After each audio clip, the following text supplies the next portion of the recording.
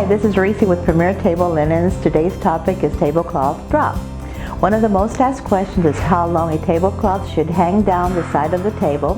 What is the quote-unquote standard drop should be if not covering the entire table to the ground? There's no such thing as a standard drop. That is totally up to you. We recommend at least a 6-inch drop, otherwise your tablecloth will look skimpy. Anywhere from a 6-inch to 15-inch drop, it is appropriate. What I recommend for an ideal drop is to first measure the width and length of your table, then sit at the table and measure from the top of the table to just above your lap.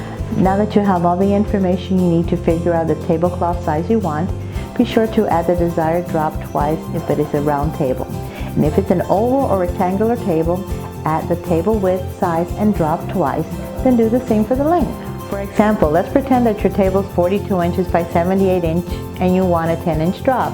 You will need a 62-inch by 98-inch tablecloth. I hope you found this video informative. If so, I love likes and comments. If ready to order your exact size tablecloth you need, be sure to watch my next video on how to order any custom tablecloth size.